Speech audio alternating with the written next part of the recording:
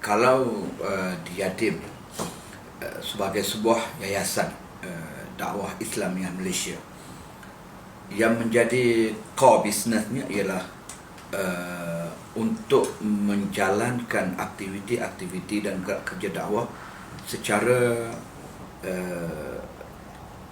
secara berinteraksi dengan semua NGO Islam ataupun kolaborasi dengan semua NGO Islam yang berorientasikan dakwah.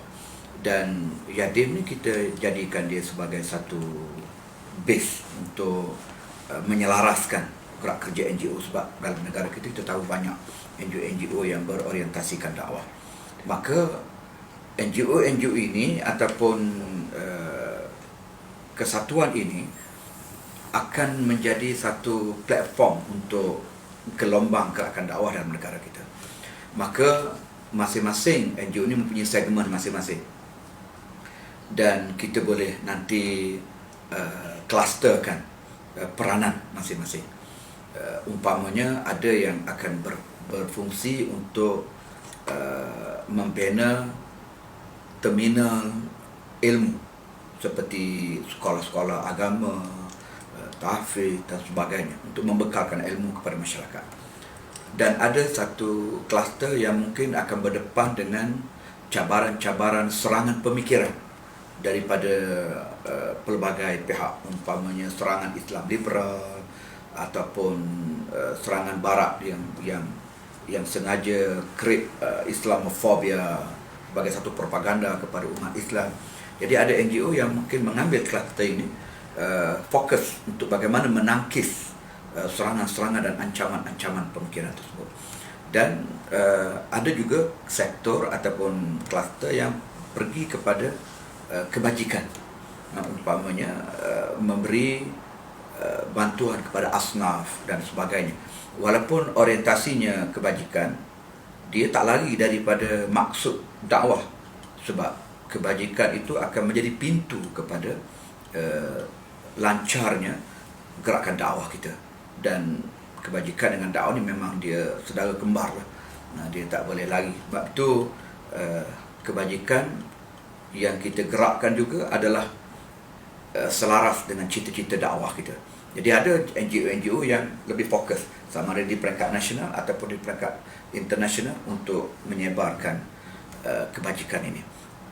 Dan begitu juga dalam bentuk dakwah anak muda, sektor anak muda, kemudian dakwah cyber, di alam cyber. Semua itu adalah segmen-segmen yang kita akan capai melalui orientasi kita di Yatim ini. Dan insya-Allah kita akan cuba untuk memastikan semua peranan-peranan NGO ini akan dimanfaatkan semaksimum mungkin dan dakwah itu sampai. Target kita supaya Islam ini sampai ke setiap hati sanubari masyarakat dan rakyat dalam negara kita. Untuk menjayakan semua aktiviti dan gerak kerja dakwah itu, Yatim telah dibiayai melalui peruntukan khusus daripada kerajaan, dan alhamdulillah setiap tahun memang ada peruntukan yang diberikan oleh pihak kerajaan. Namun bagi pelaksanaan program dan juga projek-projek dakwah yang kita gerakkan, kita dapati memang tak memadai dan tidak cukup dengan sekadar bergantung kepada peruntukan yang diberikan oleh pihak kerajaan. Dan alhamdulillah kita pun ada agensi-agensi yang lain yang turut memberi sumbangan seperti Mawib dan lain-lain. Dan juga rakan-rakan strategik kita lah, mungkin by project ataupun by program yang kita laksanakan, kita akan kontak pihak-pihak tertentu seperti Pusat Pungutan Zakat, kemudian CIMB, Islamic Bank dan lain-lain lah, yang akan memberi sumbangan mereka juga bagi kita menjayakan aktiviti-aktiviti dakwah dalam negara kita. Secara pengamatan yang saya buat bersama dengan rakan-rakan tim di Yatim dalam seminggu ni, kita melihat unjuran aktiviti-aktiviti dakwah termasuk taburan program yang kita buat dengan peruntukan yang kita terima ni memang masih memerlukan kepada lonjakan ataupun tambahan. Jadi kita sasarkan, kurang-kurangnya kita nak capai 50 juta setahun, 50 juta ringgit Malaysia setahun, bagi mengaktifkan semua agensi-agensi NGO yang bersama dengan Yatim ini bergerak pada sektor-sektor dan kluster-kluster yang saya sebutkan tadi.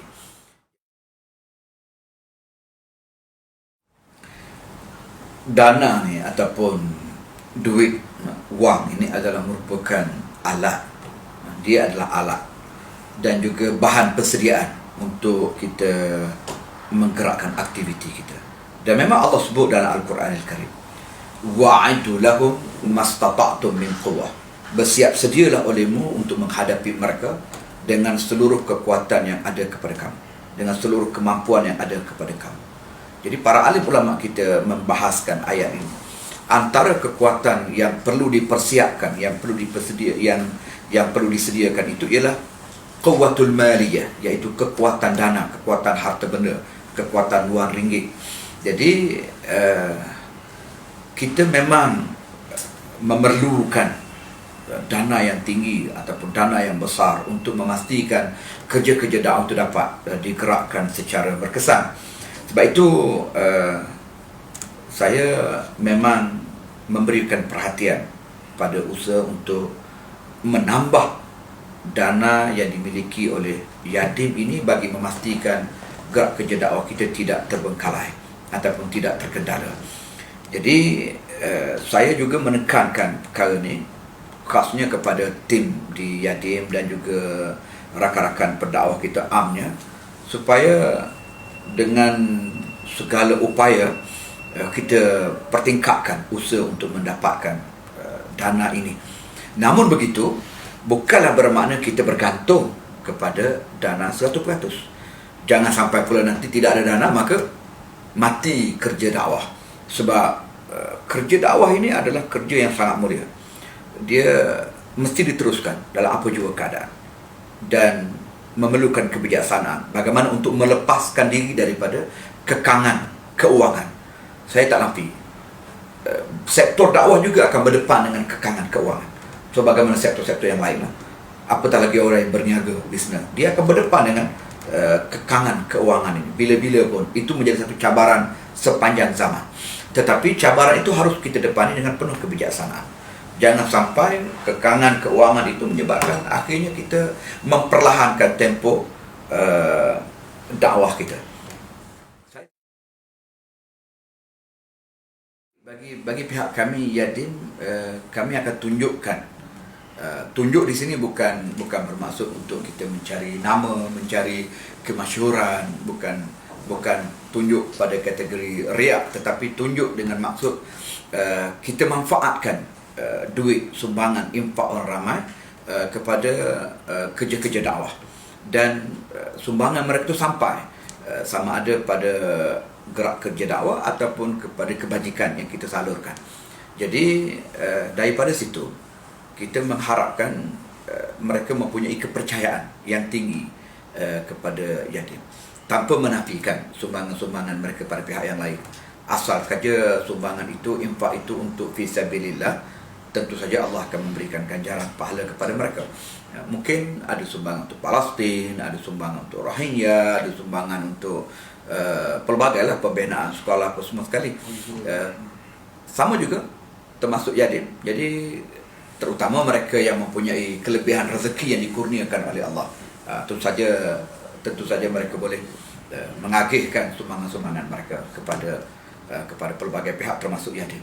Jadi kita konsepnya ialah infak, konsepnya ialah sumbangan derma. Jadi dia tidaklah satu pemaksaan kepada orang ramai.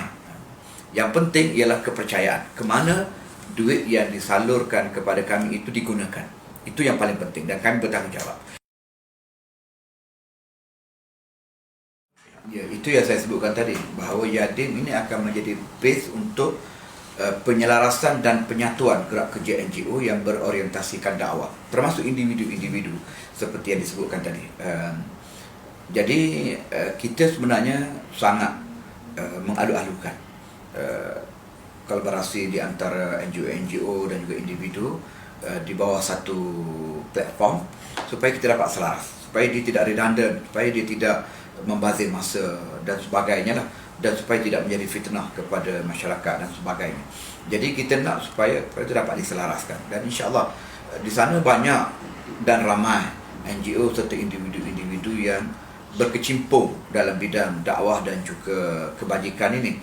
Jadi tanggungjawab kami lah Yadim adalah untuk mengenal pasti dan juga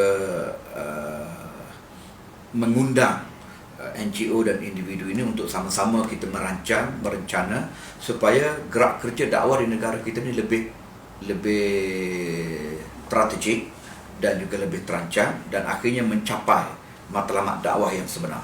Kalau tidak, kita tak nak nanti dakwah yang berlaku hanya dalam sifat hit and run, itu saja. Pergi lepas. Akhir sekali kita habis masa, kita habis duit, tetapi impak ataupun kesan itu tidak dapat dicapai dengan maksimal. Ini adalah satu kewajipan lah. Dan saya punya capaian ataupun sasaran sesi ini ialah untuk memastikan seboleh-bolehnya semua NGO yang berorientasikan dakwah ini ataupun NGO Islam ini dapat kita bekerja dalam satu platform.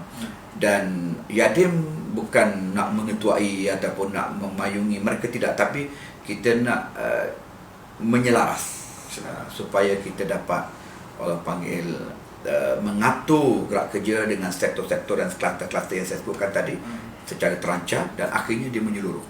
Kalau kita tak buat begitu, nanti ada NGO dia akan fokus pada kebajikan saja, mengabaikan soal pendidikan. Ada NGO yang fokus pada pendidikan, jadi kita tak terancang.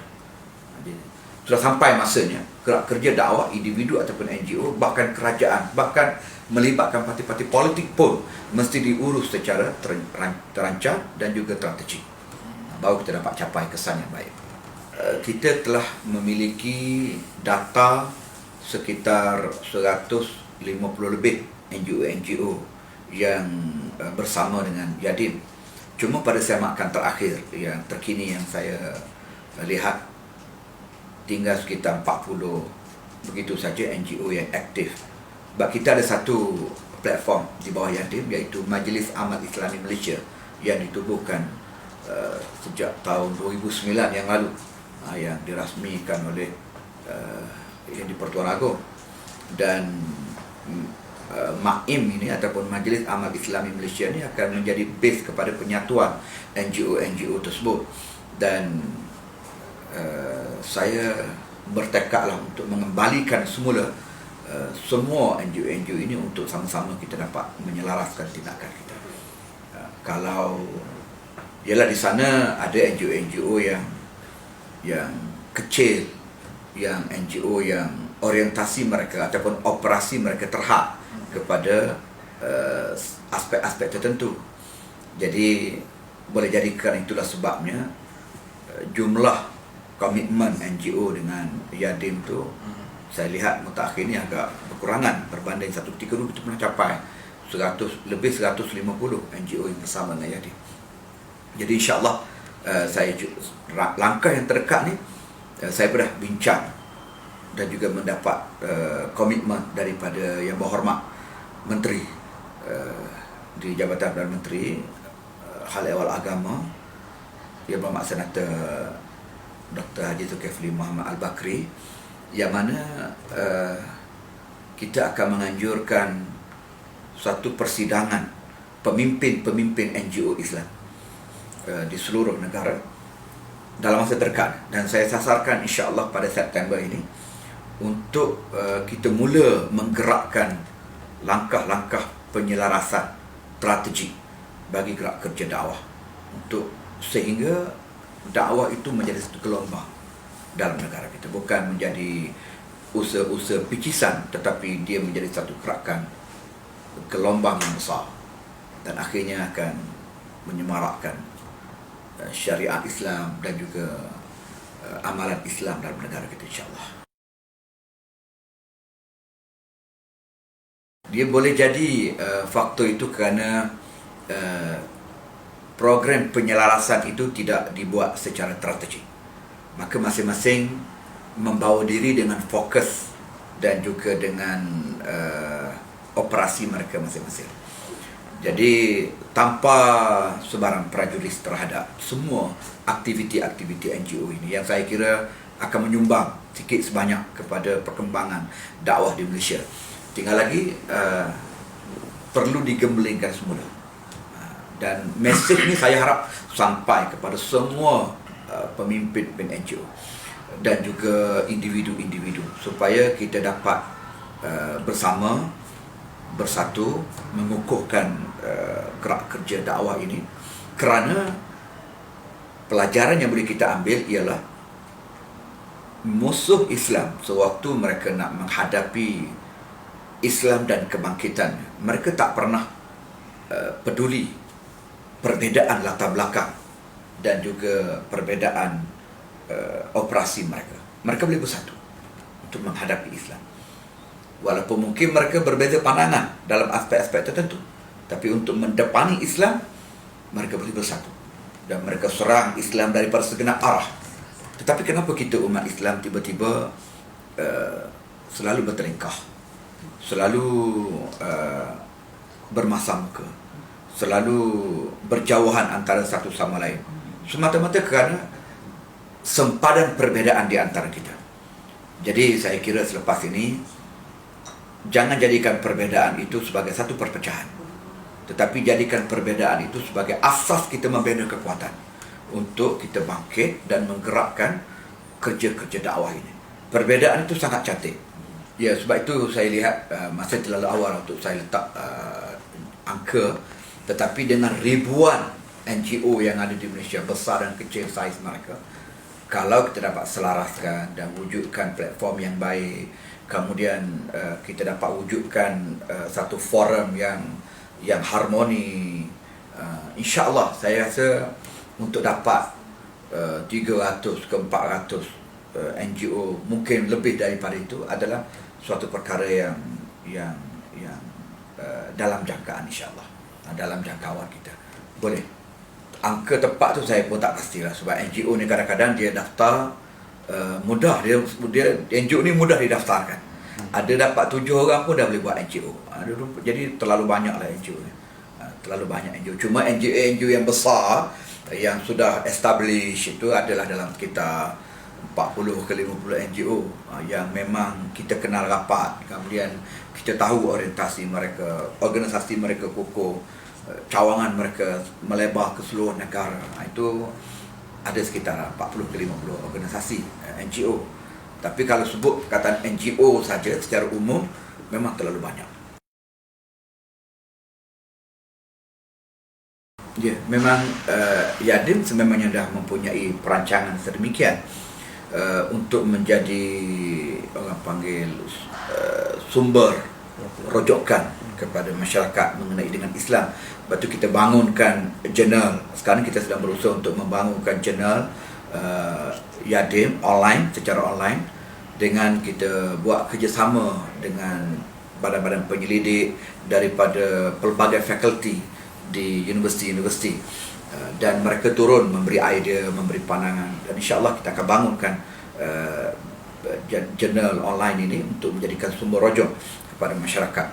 Dan demikian juga kita nantinya akan menambah segmen pada dai muda kita ataupun rakan siswa kita, rakan siswa Yadim, untuk berperanan lebih aktif dan lebih berkesan di alam cyber.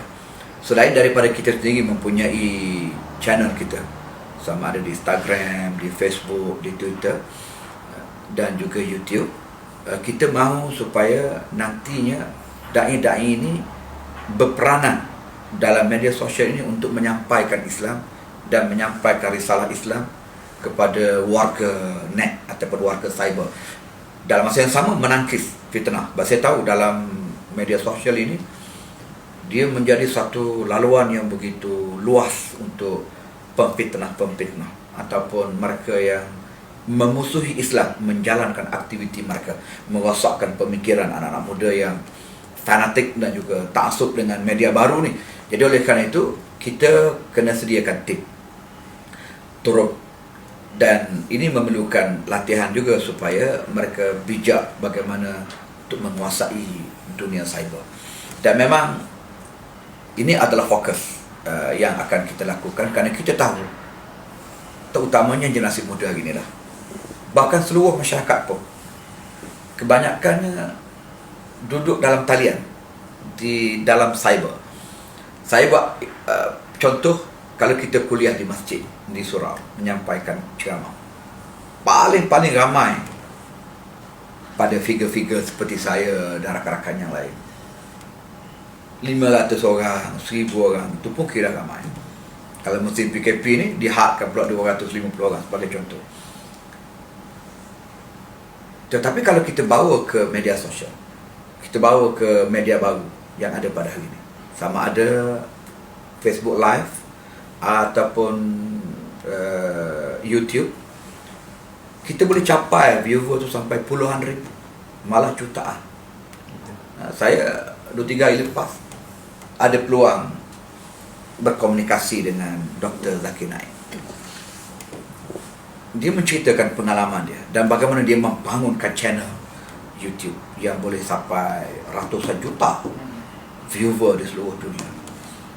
Jadi kita akan mempelajari teknik dan skill yang ada pada beliau.